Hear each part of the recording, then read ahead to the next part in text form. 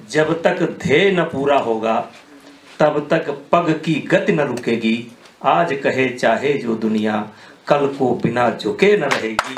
मैं विश्वास के साथ आपको बता रहा हूं, पूरी दुनिया में कोई देश ऐसा नहीं था जो 2000 साल पहले 3300 किलोग्राम की मिश्र धातु बनाकर उसकी कास्टिंग करके स्तंभ खड़ा कर देता। हमको नहीं पढ़ाया जाता ये बात। और तो और न राजनीति के लोग पढ़ाते, न इतिहास के लोग पढ़ाते। हमारे बच्चों को जो 6th 7th 8th 9th में पढ़ते हैं उसको इस लौह स्तंभ की केमिस्ट्री नहीं बताई जाती। इतिहास केवल पुराना मिट्टी पत्थर झाड़ कर सामने रख देना इतना नहीं करता है। इतिहास ज्ञान कराता है हु वर वी, हम कौन थे, हमारे पुरखे कौन थे, हमारे पुराने वैज्ञानिक कौन थे, हमारे साहित्यकार कौन थे, हमारे ज्योतिषाचार्य कौन थे, आयुर्वेदाचार्य कौन थे, स्थापत्य कला के बड़े बड़े नमूने जिन्होंने खड़े कर दिए वे कौन थे। दुर्भाग्य की बातें हैं, हम इतिहास से केवल इतना सीखते हैं, हम इतिहास से कुछ भी नहीं सीखते। और इसलिए जब एक के बाद एक इतिहास की परतें उखड़ती हैं तब ध्यान में आता है कि भारत कैसा था, भारत विज्ञान को किस दृष्टि से देखता था और कहां तक जाता था। हमने पृथ्वी का व्यास नाप करके रखा था, पृथ्वी की परिधि नाप करके रखी थी, पृथ्वी की सूर्य की परिक्रमा के दिन घड़ी मिनट क्षण नाप करके रखे थे। जब सारे विश्व में 365 दिन का पंचांग भी नहीं बनता था तब हम बर्बर थे, हम जंगली असभ्य निरक्षर थे। और आज भी बात हमारे बच्चों को पढ़ाई जाती है, क्योंकि हमारे इतिहासकारों ने लिख करके रखा खोजा, उसको राजनीति ने दूर कर दिया। नहीं नहीं नहीं, ये मत पढ़ाओ, ये पढ़ाने से असहिष्णुता हो जाएगी, ये पढ़ाने से एक सेकुलर का ढांचा जो बिगड़ जाएगा।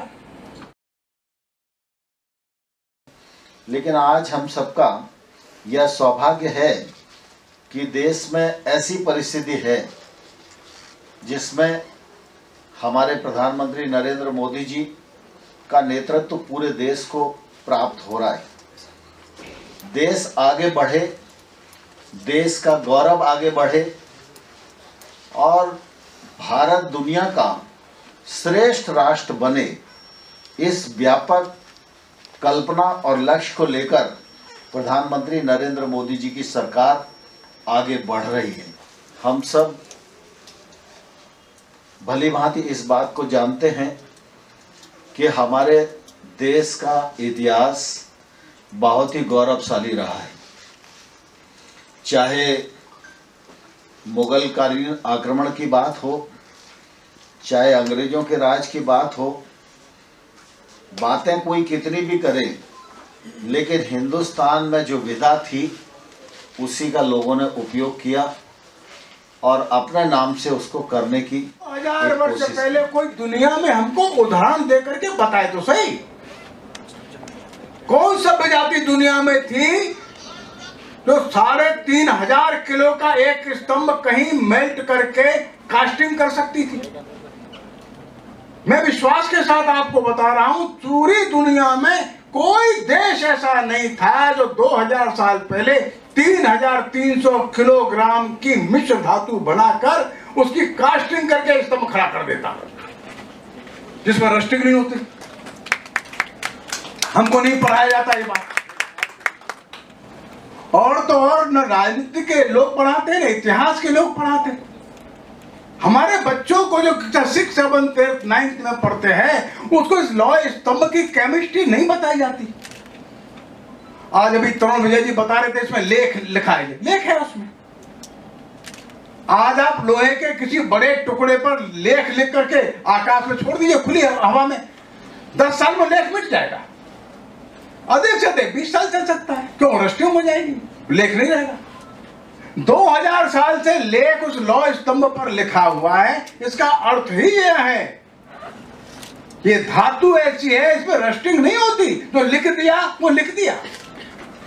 मित्रों, विज्ञान कितनी प्रगति पर था।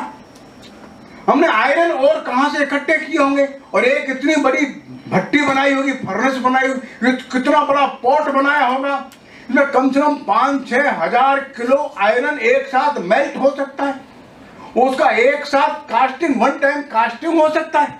उतना हमारा मेटलर्जिकल साइंस इतना डेवलप था, हम असभ्य थे, हम बर्बर थे, हम ABCD भी नहीं जानते थे। तो कास्टिंग कौन करता था? इतिहास केवल पुराना मिट्टी पत्थर झाड़ कर सामने रख देना इतना नहीं करता है। इतिहास ज्ञान कराता है, who were we? हम कौन थे, हमारे पुरखे कौन थे, हमारे पुराने वैज्ञानिक कौन थे, हमारे साहित्यकार कौन थे, हमारे ज्योतिषाचार्य कौन थे, आयुर्वेदाचार्य कौन थे, स्थापत्य कला के बड़े बड़े नमूने जिन्होंने खड़े कर दिए वे कौन थे। दुर्भाग्य की बात यह है, हम इतिहास से केवल इतना सीखते हैं कि हम इतिहास से कुछ भी नहीं सीखते, कुछ भी नहीं सीखते। अभी मैं एक दिन गया था वहां तिरुपति के नहीं मदुरई के मंदिर में, उसका जो मुख्य दरवाजा है, उस दरवाजे के अंदर पूरा का पूरा दरवाजा जमीन से लेकर 250 फीट ऊंचाई तक पत्थर का बना है। एक एक पत्थर ऐसा है जो 25-40 टन भारी है। वो 40 टन भारी पत्थर को ऊपर तक कैसे ले गए, कहां से लेकर के आए? What was the technique they adopted in those days, 1000 years ago? हम असभ्य थे, हम बर्बर थे, हम अवैज्ञानिक थे। और इसलिए जब एक के बाद एक इतिहास की परतें उखड़ती हैं, तब ध्यान में आता है कि भारत कैसा था, भारत विज्ञान को किस दृष्टि से देखता था और कहां तक जाता था। हमने पृथ्वी का व्यास नाप करके रखा था, पृथ्वी की परिधि नाप करके रखी थी, पृथ्वी की सूर्य की परिक्रमा के दिन घड़ी मिनट क्षण नाप करके रखे थे। जब सारे विश्व में 365 दिन का पंचांग भी नहीं बनता था, तब हम बर्बर थे, हम जंगली असभ्य निरक्षर थे। और आज भी बात हमारे बच्चों को पढ़ाई जाती है, क्योंकि हमारे इतिहासकारों ने लिख करके रखा, खोजा, उसको राजनीति ने दूर कर दिया। नहीं, ये मत पढ़ाओ, ये पढ़ाने से असहिष्णुता हो जाएगी, ये पढ़ाने से एक सेकुलर का ढांचा जो बिगड़ जाएगा। अरे अपने पूर्व इतिहास की स्मृतियों को बार बार अगर हम नहीं स्मरण करेंगे तो हम कहां जाएंगे? इतिहास हमको बताता है अपने पूर्व काल में पूर्वजों का स्मरण तो करो, इसमें क्या बुरा है?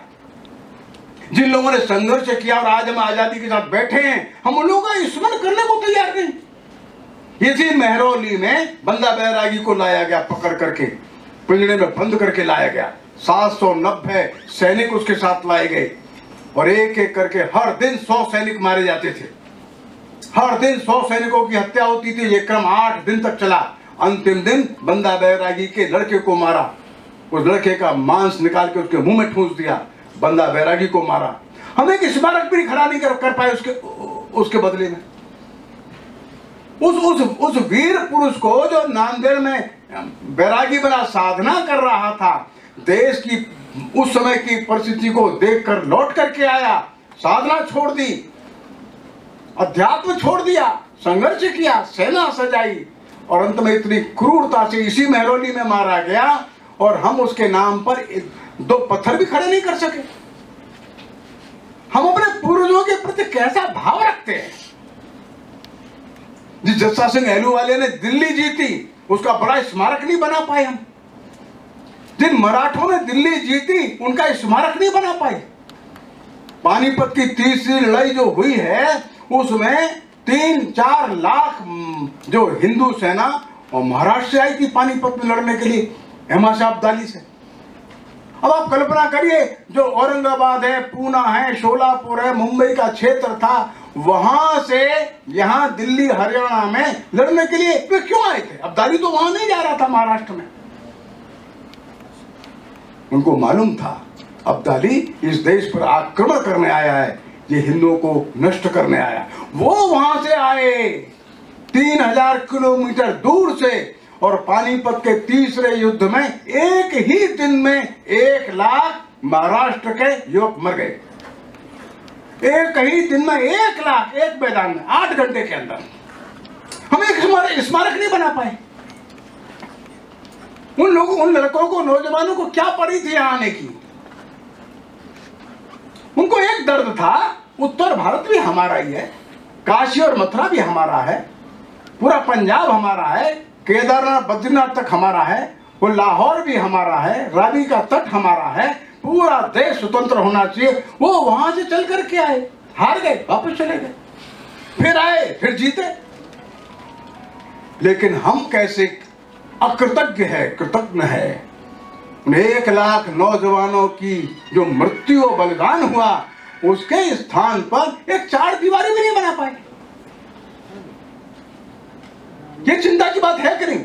ये बुराड़ी एक गांव है दिल्ली के किनारे। इस पानीपत के युद्ध से थोड़ा दिन पहले बुराड़ी में मराठियों की एक टुकड़ी पड़ी थी, अचानक उन लोगों को घेर लिया अब्दाली की सेना ने, वो घिर गए।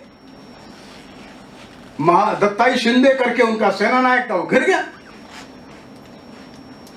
उस अब्दाली की सेना में एक सेना नायक था, उसका नाम था हबीबुल्ला खान।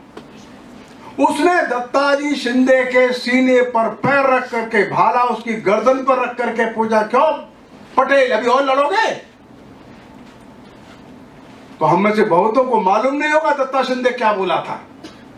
दत्ता शिंदे जब उसके सीने पर पैर रख करके, वो नजीबुल्ला खान खड़ा है, चारों तरफ अब्दाली के सैनिक हजारों की संख्या में खड़े हैं, मृत्यु और जीवन में कुछ क्षण का ही अंतर शेष है, और दत्ता बोलता है, देख अगर जिंदा रहे तो फिर लड़ेंगे।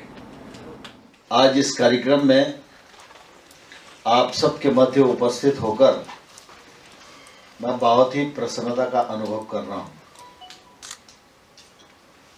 कुछ दिन पूर्व तरुण विजय जी से मेरी मुलाकात हुई। भिन्न भिन्न विषयों पर हम लोग लगातार मिलते जुलते रहते हैं, लेकिन इस बार जब उन्होंने समय लिया तो एक अलग प्रकार का विषय चर्चा में था, और उस समय उन्होंने कहा कि दिल्ली के मामले में कई प्रकार के भ्रम हैं और इनको दूर करना ये हम सब लोगों की जवाबदारी है। और उसी समय उन्होंने कहा कि इतिहास इस बात का साक्षी है,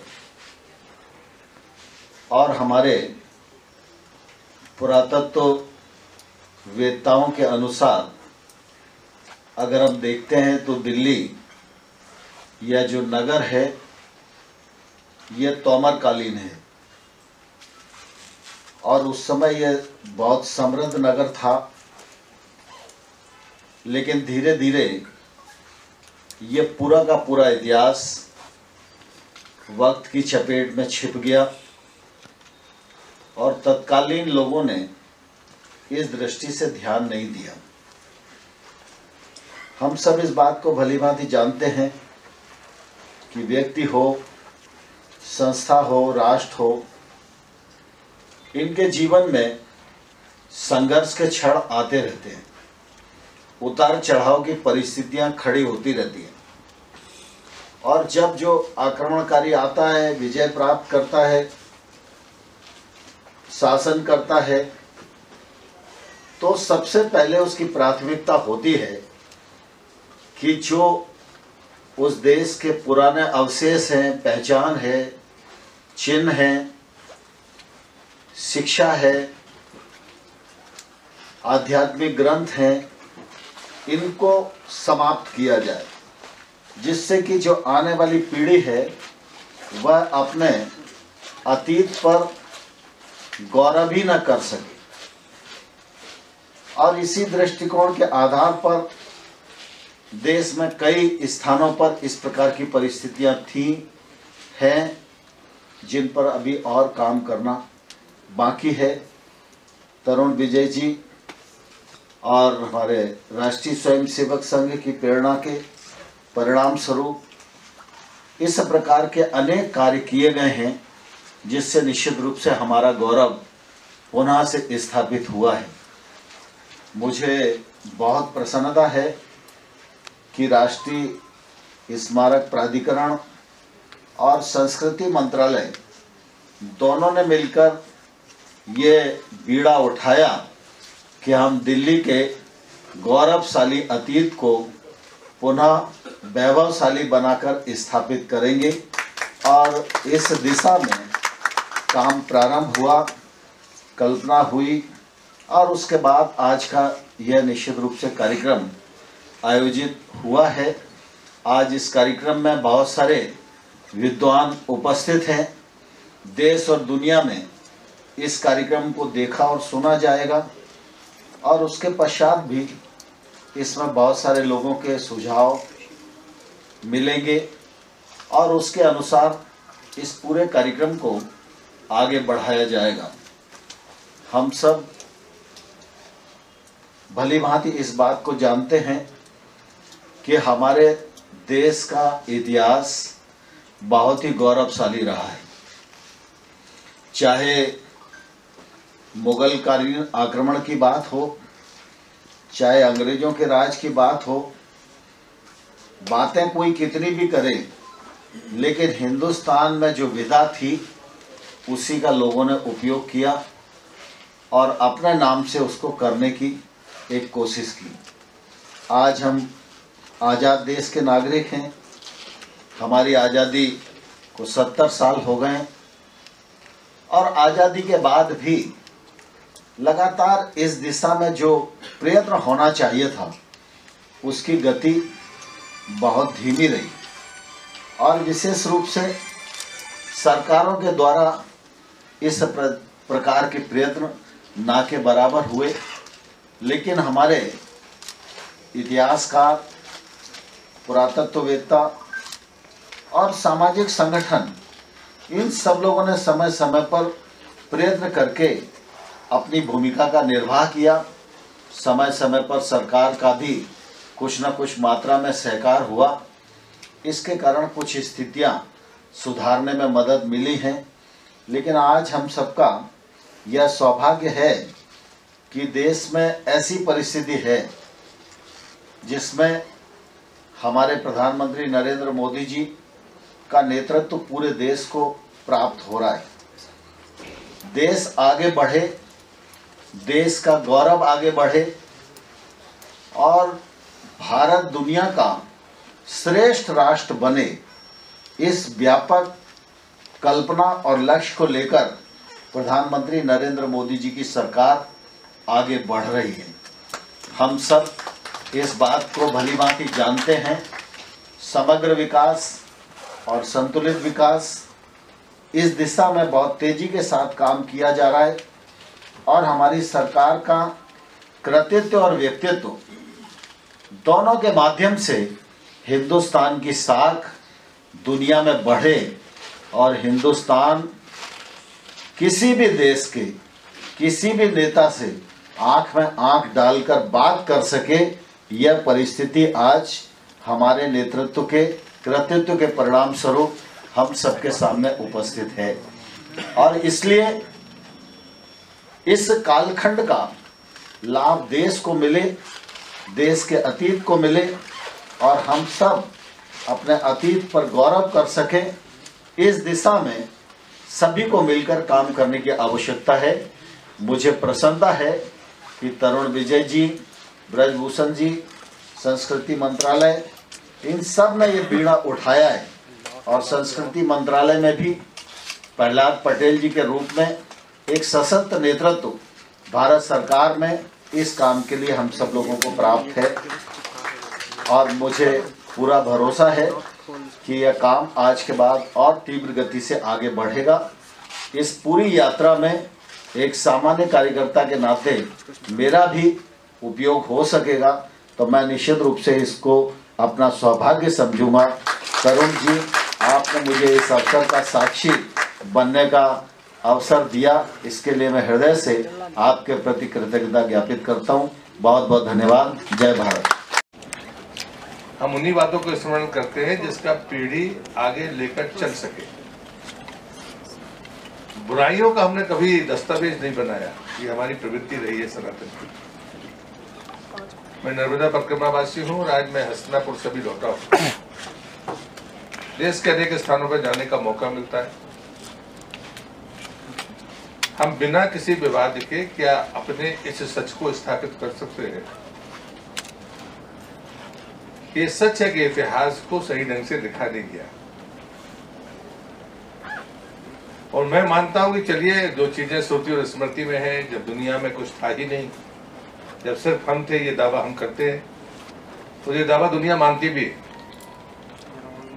हम भले प्रूफ ना कर पाए हों, लेकिन जर्मनी ने जब तय कर दिया कि ऋग्वेद 5000 साल से ज्यादा पुरानी पुस्तक है, तो पूरी दुनिया ने मान लिया कि वो दुनिया की सबसे प्राचीन पुस्तक है। और इसलिए हम चाहे श्रुति की बात करें, स्मृति की बात करें, ये हमारी ताकत है। दूसरे, जब हमारी परंपराओं में हम रिसर्च की बात करते हैं, तो यहां तो मैं नहीं मानता कि हम कोई अलग से खोज करते हैं, हम संकलन करते हैं और बाद में कोई मानद उपाधि कोई विश्वविद्यालय भी दे देता है, बाकी लोग भी देते हैं। लेकिन हमारी आध्यात्मिक व्यवस्था में शोध ऐसे नहीं होता था।